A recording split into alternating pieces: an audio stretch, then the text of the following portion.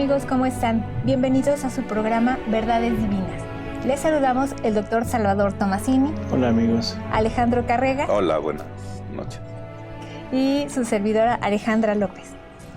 Bien, empezamos las preguntas, doctor. Pues sí, vamos a empezar a batear. Sale, dice, Jesús viene de Adán, Jesús es el Verbo encarnado.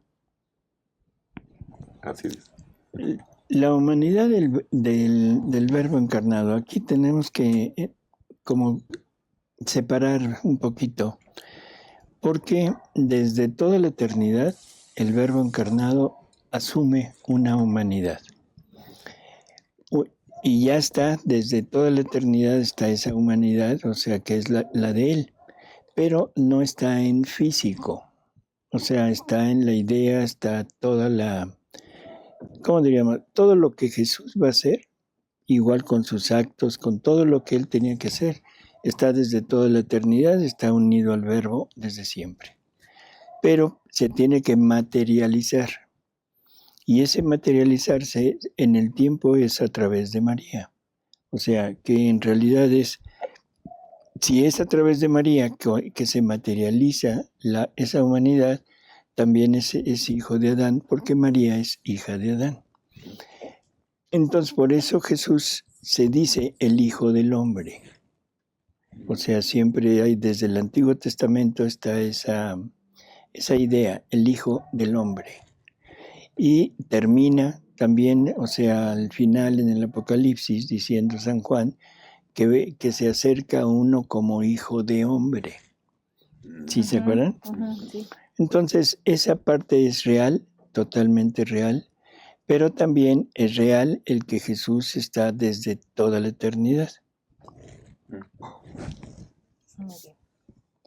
Doctor, acabo de empezar a leer el tercer libro y me resulta difícil continuar y aceptar un Dios tan débil como el que Luisa dice que es Jesús, el cual muchas veces, demasiadas, casi vuelca su impotencia, incluso frustración, pena y justicia en Luisa, por no castigar a la familia humana.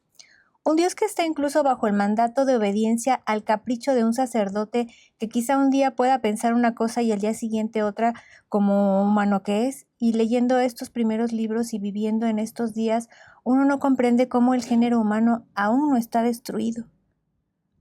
Como que son dos comentarios diferentes, ¿no? Son muchas cosas en una sola, pero es interesante. A ver, vamos a empezar con la primera.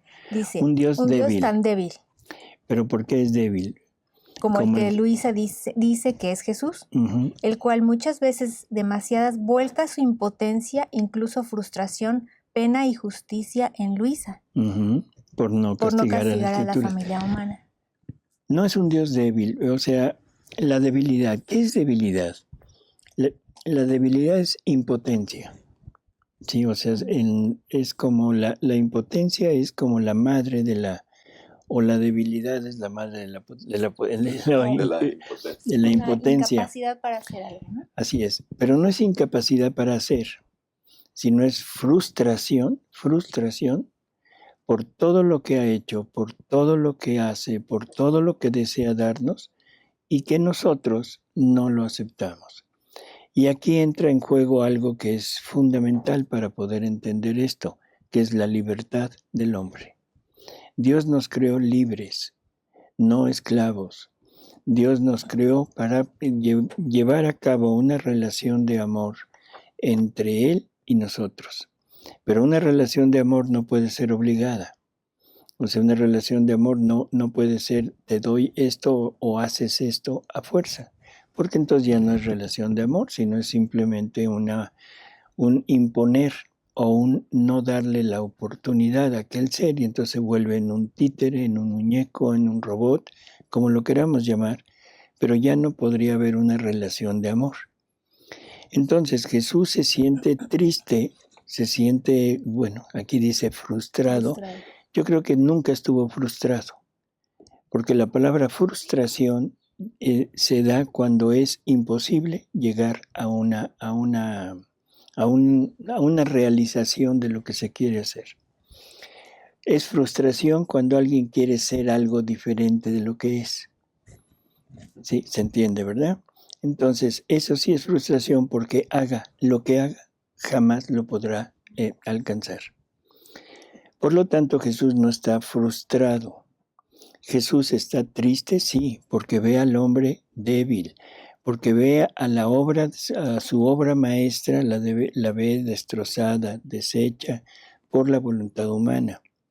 Ve que no acepta lo que él quiere darle por esa obstinación de que estar queriendo totalmente lo contrario, lo que es muerte. No entendemos, en los hombres no entendemos que todo lo que estamos buscando en esta vida es muerte, muerte espiritual, no muerte material nada más, sino muerte espiritual. Porque la sentencia en el paraíso terrenal fue algo muy preciso. El día que comas del fruto de ese árbol, irremediablemente morirás. Y el fruto de ese árbol es ni más ni menos que el acto humano separado del acto divino, separado de Dios. Y voy a aprovechar esto que estoy diciendo para aclarar algo. En la actualidad se está diciendo que los primeros 11 capítulos del Génesis son mentira, no son realidad. Eso es una tremenda herejía. Una herejía pavorosa, no importa de dónde venga. Y no nos vamos a meter a explicar los porqués. Simplemente leamos el magisterio de la Iglesia Católica. Y el magisterio de la Iglesia Católica muy claramente nos dice que las verdades expresadas en la revelación pública, o sea, en la Biblia, por la fe se tienen que aceptar como verdad, porque son reveladas por el Espíritu Santo. Si esto ahora lo queremos negar, bueno, cada quien que niegue lo que quiera, pero eso se convierte en una herejía. Si quitamos a Adán, quitamos la obra creadora de Dios y lo metemos en una obra de evolución que ahora quieren, pues, ¿cómo diríamos? Disfrazar, porque ahora le dicen evolución mitigada. O sea, Dios es incapaz de crear a un ser completo y por eso tiene que empezar por una sustancia, de ahí a una sustancia orgánica, de ahí a una célula, de ahí a un conjunto de células, en fin, una perfecta tontería. Y no nos hemos acordado que el primer ser humano es Jesús. O sea, Jesús desde toda la eternidad, Dios tiene la humanidad de su Hijo perfectamente formada. Dios es capaz de formar un universo con su palabra. Es capaz de formar animales con su palabra y resultan ya están. Es capaz de formar un mundo vegetal, ya está. Pero no es capaz de formar a un hombre. ¿Qué? Tremenda, no sé cómo decir, o sea, negación.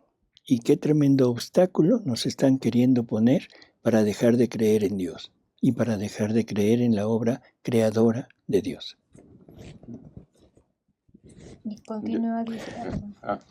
Yo lo quiero decir yo del Dios débil, como dice este señor que aparece, o señora, que aparece débil.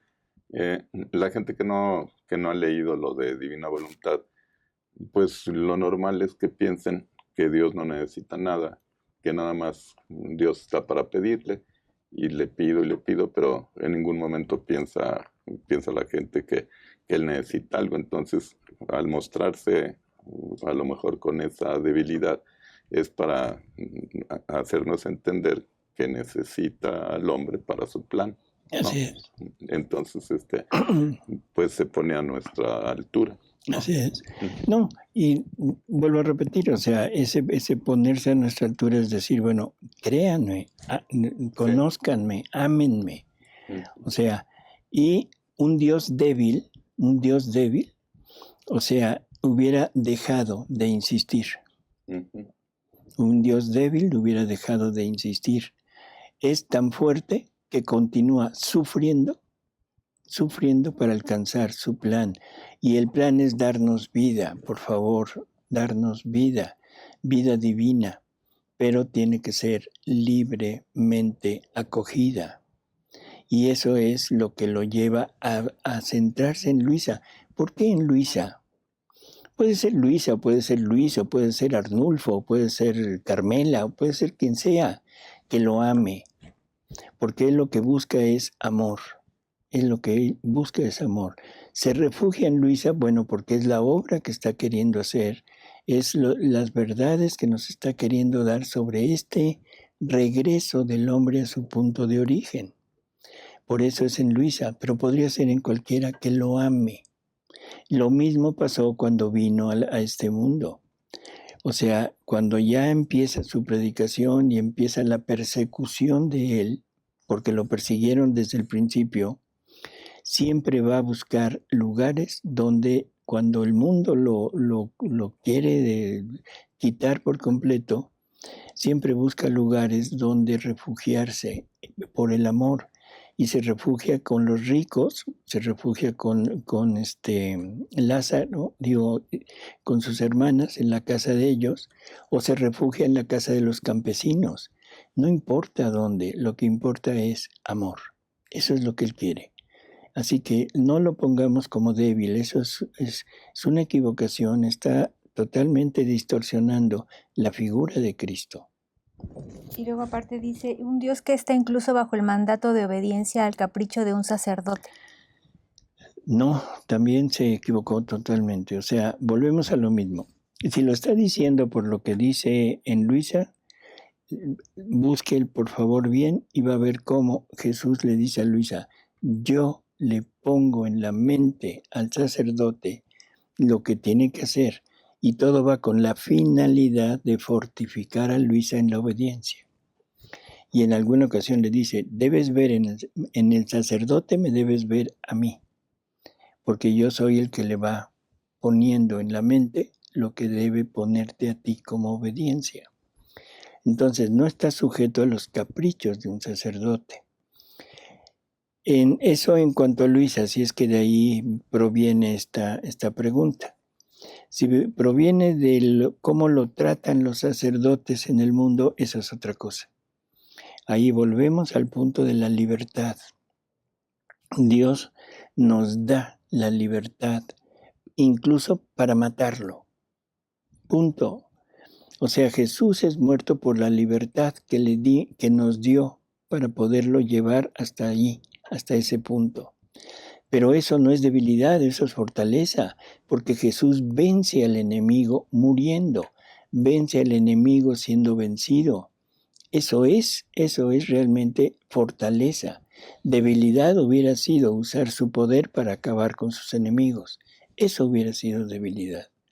Pero como tiene que vencer desde el hombre para redimir al hombre, en ese momento se logra la verdadera fuerza de Dios aceptando incluso la muerte.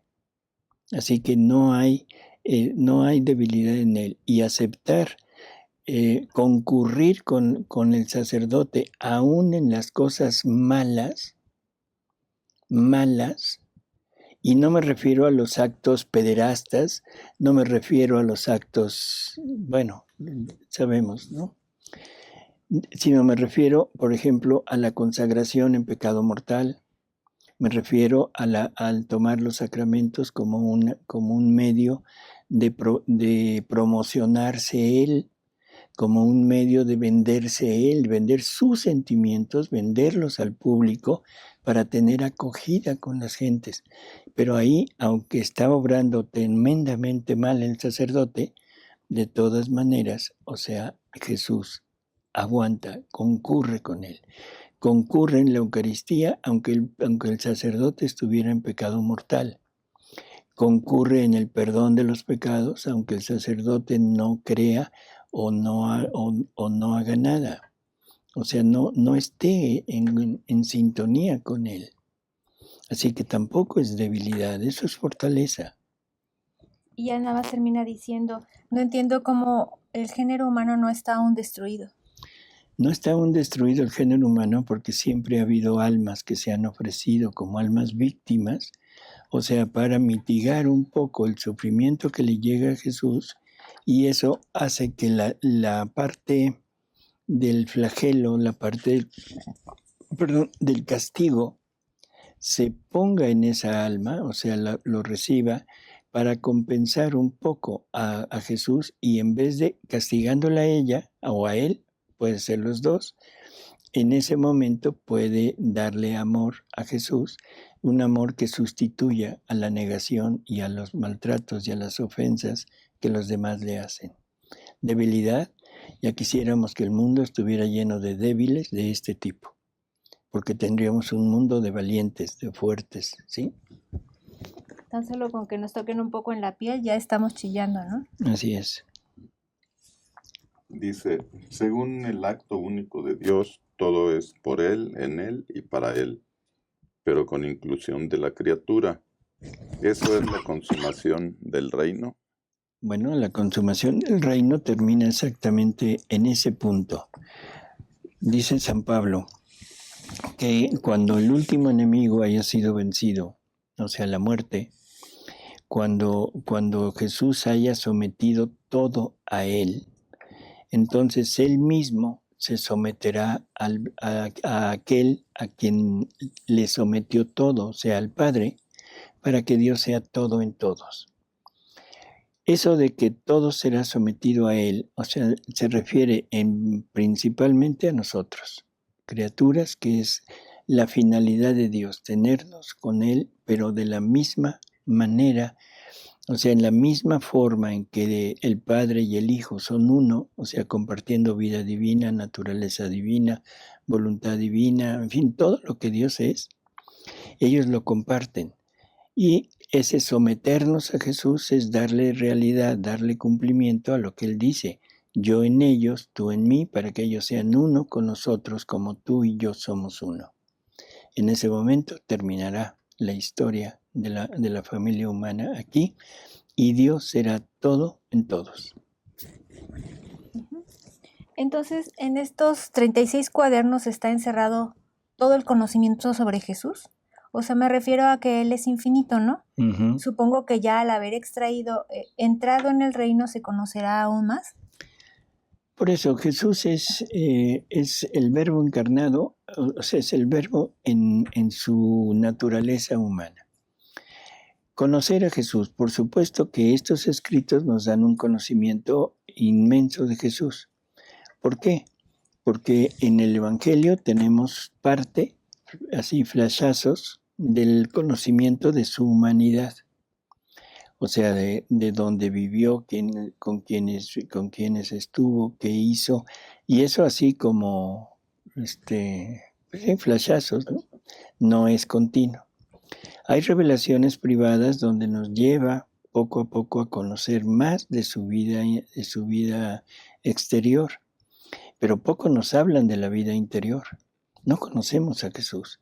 Y eso no lo digo yo, ni lo dice Luisa, ni lo dice Alejandra o Alejandro, no. Eso lo dice el mismo Jesús. En la última cena, cuando dice, todavía tengo mucho que decirles, pero ahorita no pueden con ello. Y luego nos dice que el Espíritu Santo nos va a conducir hasta la verdad plena. ¿Qué quiere decir verdad plena? O sea, la completa verdad.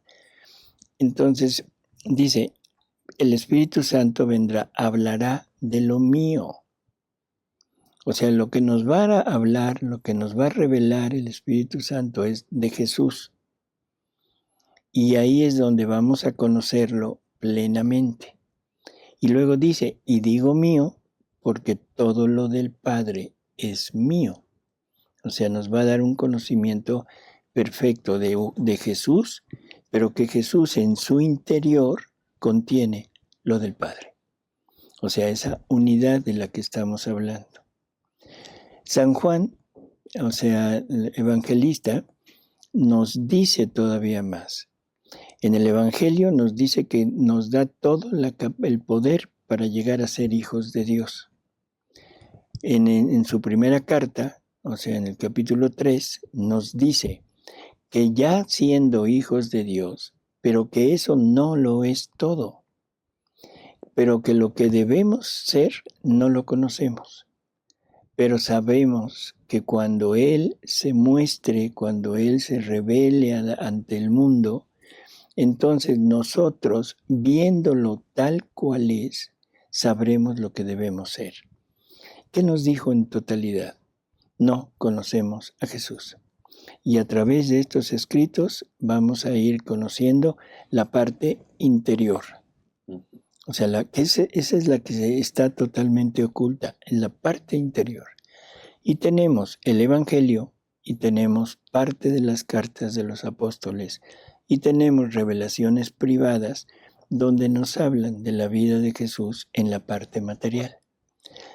Si sirve de algo, lean María Valtorta, el Evangelio como me fue revelado. Creo que es una de las mejores, más completas descripciones de la vida de Jesús en este mundo. Sí, pero dice que con los 36 libros ya vamos a conocer a todo Jesús, pero conocer los 36 libros yo creo que es como infinito, casi. Es que el conocimiento de los 36 libros lo vamos a obtener en el cielo. O sea, aquí tenemos el conocimiento así en la mente. A veces podemos madurarlo, reflexionarlo, o sea, elaborar un poquito más el conocimiento, pero verlo así en realidad, eso se va a desarrollar allá. Y yo creo, igual que lo que se dice aquí, que va a ser infinito ese conocimiento. Porque el conocimiento de Jesús es el conocimiento de la divina voluntad. Es el conocimiento del querer divino y es el conocimiento del Dios único y verdadero, ¿sí? Y ese conocimiento es infinito. Nunca, nunca, nunca lo podremos abarcar. Sí, me imagino como estar en un mar y que fuéramos huecos y estuviera entrando ese mar todo el tiempo, pero es un mar infinito que nunca lo vamos a abarcar. Eso sí, seguro. Nada más lo que va pasando por nosotros es el conocimiento que vamos teniendo en el momento. Así es. Dice, ¿podemos pedir a Luisa que nos ayude a desear la divina voluntad? Sí, no, creo que no hay problema. Incluso ella nos va a ayudar a entender cada vez más. Jesús le dice que su misión es muy, muy larga todavía y que después de que haya muerto, o sea, dice, tendrás que estar continuamente subiendo y bajando a este mundo para ayudar al establecimiento del reino de su voluntad. Así que Luisa de alguna manera nos va a estar guiando un poco sobre este terreno. En algunas partes de las lecturas se menciona quiero obras en las criaturas y en las almas. ¿Quiénes serían las unas y quiénes las otras? Nosotros tenemos dos naturalezas diferentes formando un solo ser, que somos nosotros. Tenemos una naturaleza espiritual, o sea, creada, y los actos espirituales, bueno, son la parte primera en donde la divina voluntad va a sentarse y va a empezar a hacer actos junto con la parte espiritual. O sea, todo lo que hagamos en esa área, la divina voluntad concurrirá en esos actos y se convertirán en actos divinos. Pero también dice Jesús que si nada más tuviéramos que darle lo espiritual, muy poco le podríamos dar. Y por eso su vida también se extiende en el cuerpo. Porque ahora todos los actos de nuestro organismo físico también, como son motivados, generados por la voluntad, y si la voluntad que está en mí es la voluntad divina, entonces son actos también divinos. Y entonces le podemos dar infinidad de actos continuamente. Esas son las dos partes, la corporal, la física y la espiritual, que son todo lo que el alma, el espíritu, la inteligencia, las tres potencias del alma pueden llevar a cabo.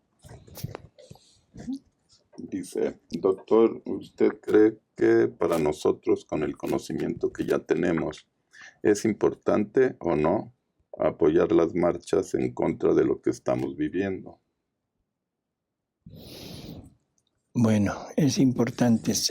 Yo creo que aquí lo importante es llegar a entender que el vivir en la divina voluntad no es un cambio de acciones, sino un cambio de intenciones.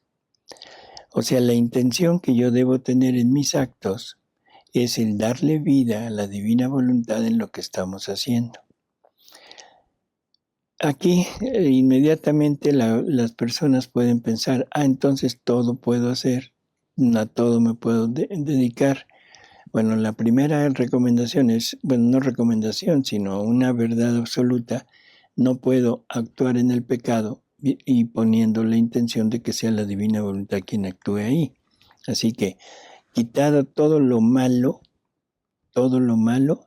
bueno, ya vamos depurando un poco esto. Lo siguiente es así. Dice Jesús que su voluntad no tolera ni siquiera un átomo o ni siquiera la sombra de voluntad humana en las acciones para combinarse con ella. Por lo tanto, todo lo que hacemos, si lo hacemos con fines humanos, si lo hacemos con esta finalidad de querer llevar a cabo un acto humano, con beneficio humano, con toda la intención de simplemente la parte corporal, la parte física, ahí no entra, la divina voluntad no entra. Si eso lo elevamos al plano espiritual, bueno, ahí probablemente sí pudiera entrar. Y dije probablemente. Porque nos va diciendo lo siguiente, que en la medida que vamos adentrándonos en estos conocimientos de Él, que vamos teniéndolo a Él en nosotros, en ese momento nosotros vamos llenándonos de Él. Y nos dice, cuando estemos rodeados totalmente de Él, bueno, dice de la fe, pero luego dice, como la fe soy yo. Entonces, cuando estemos rodeados de Él, llenos de Él, en ese momento Él nos va a empezar a conducir hacia qué debemos dejar y qué no debemos dejar. Porque dice, yo les infundiré fastidio en todo aquello donde antes se sentían llamados. Por lo tanto, ahorita podemos ir a una marcha, sí, no hay problema, teniendo la intención de que sea la divina voluntad quien actúe, quien darle vida a esa divina voluntad en ello. Pero si algún día empiezo a sentir fastidio y decir, hay una marcha, ya no vaya, porque ese fastidio se lo está poniendo la divina voluntad en usted para que cada día sea más intenso y más puro el acto de la divinidad en la criatura.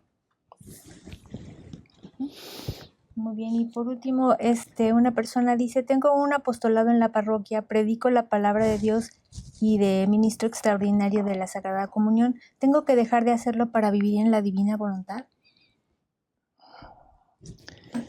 Volvemos al mismo punto de la pregunta anterior.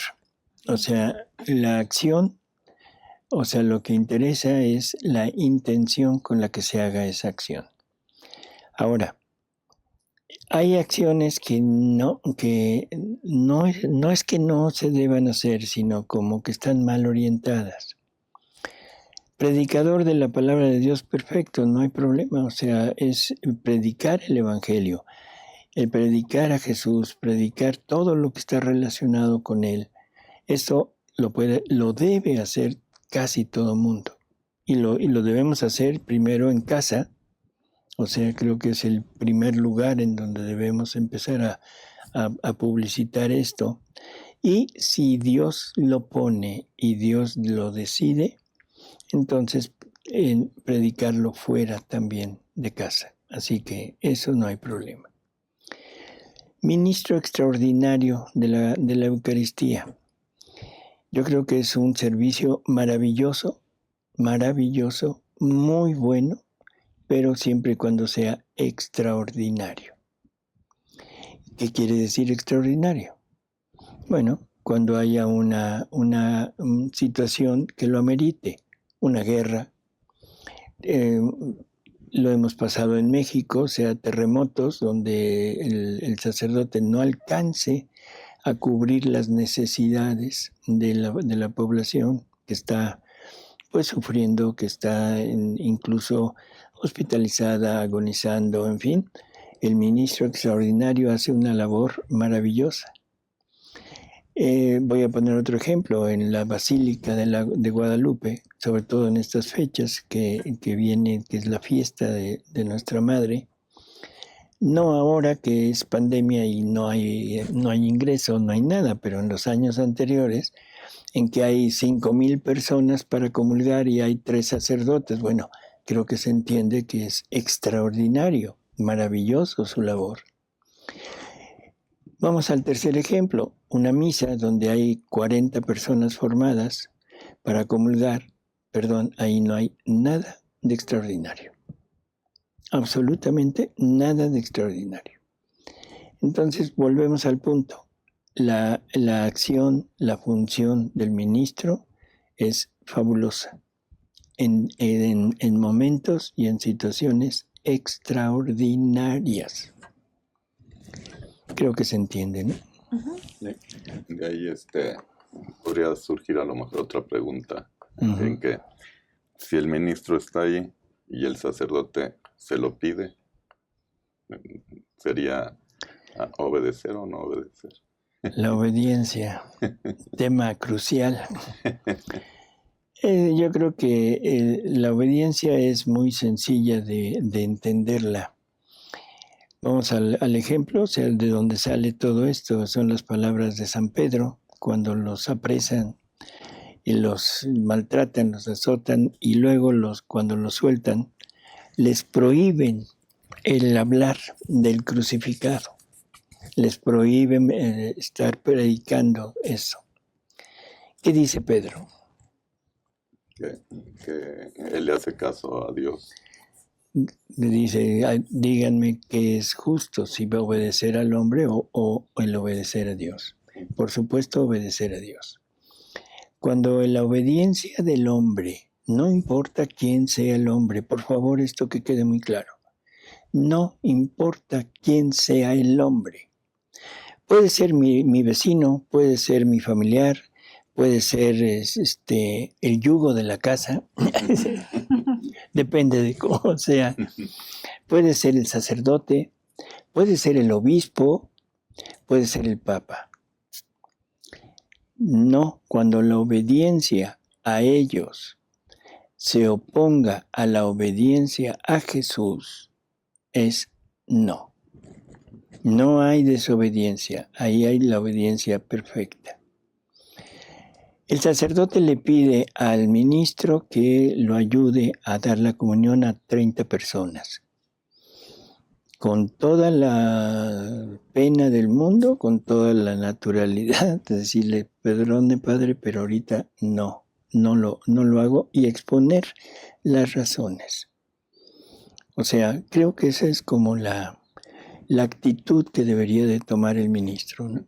Esa es mi opinión.